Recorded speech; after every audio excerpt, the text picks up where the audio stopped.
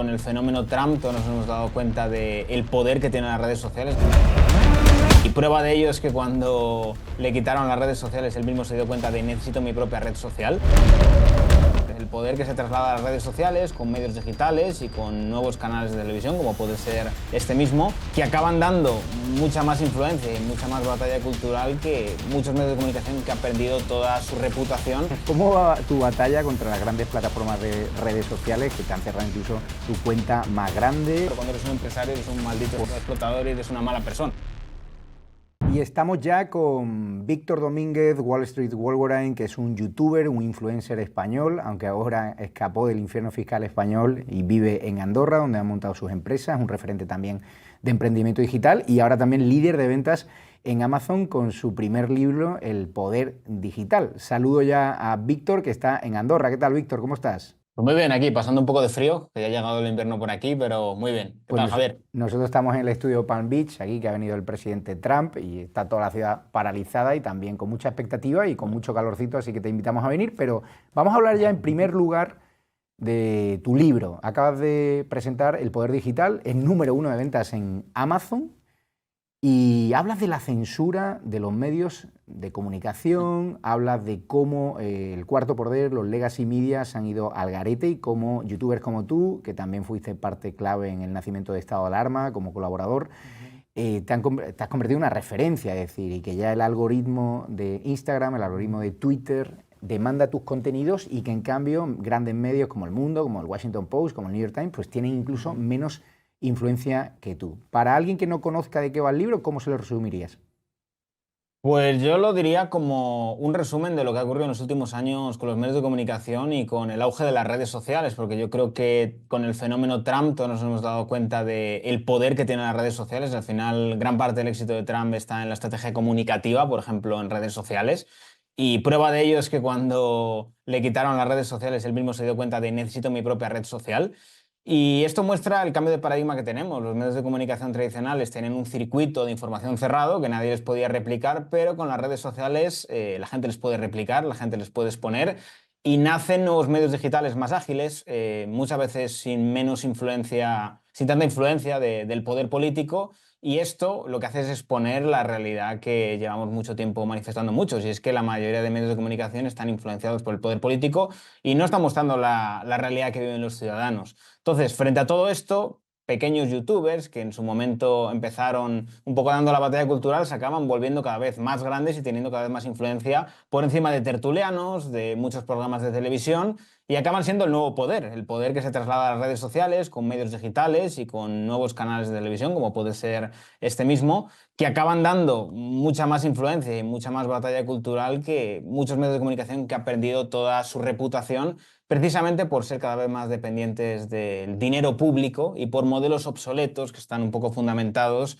en tener una estructura gigante y tener unos costes desmesurados que al final, con la llegada de Internet y los nuevos medios de comunicación, se ha conseguido aligerar mucho esta estructura, y esto beneficia obviamente a todos los creadores digitales y a estas nuevas profesiones. Es un poco lo que ha ocurrido también en otros ámbitos. Así que sería un poco el resumen. Has sufrido mucha censura porque te convertiste tan grande en redes sociales que la izquierda empezó a denunciarte por derechos de autor, por incitación al odio. ¿Cómo va tu batalla contra las grandes plataformas de redes sociales que te han cerrado incluso tu cuenta más grande? Y claro, jugamos, porque yo también soy víctima de eso, con muchísimos más obstáculos que los medios de izquierda, que curiosamente nunca le cierran las cuentas, ¿no? Sí, esto es muy curioso porque durante muchos años, yo creo que antes de la compra de Elon Musk por parte de Twitter y demás, era horrible. O sea, nadie podía tener cuenta en Twitter, y en Instagram yo ya he perdido la cuenta la de veces que me han cerrado la cuenta, porque al final te das cuenta de que en la izquierda nunca tienen problemas con sus redes sociales, no tienen ningún tipo de cierre de cuenta, pero a nosotros nos pasa constantemente. Entonces tienes que estar batallando siempre con las reglas en tu contra, utilizando un poco esa subjetividad que les deja, el margen que les deja esa subjetividad que tienen en las normas, para utilizarlas en tu contra. Y básicamente lo que te ocurre muchas veces es que no tienes a nadie que te pueda ayudar, no tienes a nadie que te pueda dar una solución y lo que tienes es un circuito cerrado en el cual te dicen, oye, para solucionar esto tienes que hablar con el que te está denunciando por derechos de autor, pero el que te está denunciando por derechos de autor te está denunciando por algo que realmente no es copyright, es algo que es un vídeo de una manifestación que ha subido de interés público y que lo ha podido hacer cualquiera con el móvil y te cierran la cuenta por informar respecto a todo esto, cosa que no hacen con otros medios de comunicación, Cuéntanos, pero contigo sí que hacen. cuéntanos España, eres español, te fuiste a Andorra, estabas hasta los cojones de pagar impuestos para que acabase en la charocracia, ¿no? En los institutos de feminismo radical, de ideología de género, transgénero, Agenda 2030. ¿Cómo estás viviendo todos los escándalos de corrupción que están salpicando al gobierno de Pedro Sánchez y que tú, en cambio, sigue aguantando Sánchez, incluso pone a imputados al frente de las listas en Extremadura, su fiscal general del Estado condenado por conspirar contra la líder de la Comunidad de Madrid, la presidenta Díaz Ayuso, todo salpicado por el escándalo Coldo, colocan a prostitutas con dinero público, Begoña Gómez contamos que era la contable, la mujer del presidente del gobierno, contable de un prostíbulo y saunas gay, cuando el Partido Socialista quiere impulsar una ley para abolir la prostitución. ¿Cómo estás viviendo desde fuera el sinsentido de España? Pues a ver, da mucha pena porque lo que ves es que la gente al final ha normalizado una decadencia absoluta dentro del país, el empezar a operar prácticamente como una república bananera y llega un momento en el cual te das cuenta de que hay una parte de España que le tiene más miedo a una hipotética ultraderecha, como llaman, o a un fascismo que consideran que es mucho peor que toda esta corrupción y esta república bananera que están montando. Y esto es muy peligroso porque al final estamos hablando de que hay gente que prefiere al PSOE corrupto y tener un país cada vez más decadente y que tu coste, digamos que de vida, cada vez sea más alto porque tienen unas políticas que cada vez hacen imposible prácticamente el vivir en las grandes ciudades. Prefieren esto a una hipotética extrema derecha que les va a quitar todos los derechos. Esta demonización ha hecho efecto y creo que los que estamos fuera cada vez nos damos cuenta más de que el español vive peor. La gente con 30 años y probablemente la gente que nos sale de Estados Unidos va a alucinar. En España no puede vivir sola, es decir, tiene que estar compartiendo piso y con prácticamente ningún tipo de ahorro. No se puede tener un proyecto de vida para la gente joven, gente que ha estudiado, gente que tiene una formación. Y esta es la realidad que tienen muchos Y, españoles que viven más y, preocupados por el auge del fascismo que por tener un proyecto de vida. Y Víctor, rápidamente, el gobierno quiere meternos en la cárcel directamente, utiliza todas sus terminales mediáticas para hablar mal de ti, de mí, de todos los que estamos en la otra, al otro lado del muro, como nos llaman, ¿no? Los que somos nazis, los que somos ultraderechas, pero curiosamente la televisión española, la televisión pública que pagamos todos, el otro día conocimos que el presentador Xavier Fortes colocó a su hijo, enchufó a su hijo, estos que hablan de meritocracia, tú que te lo has currado, yo que me lo he currado, y tenemos que ver cómo tenemos que pagarle el sueldo también a su hijo cuando el tipo no sabe ni leer un papel. ¿Cómo definirías todo el aparato de propaganda que ha montado en Pedro Sánchez en un minuto?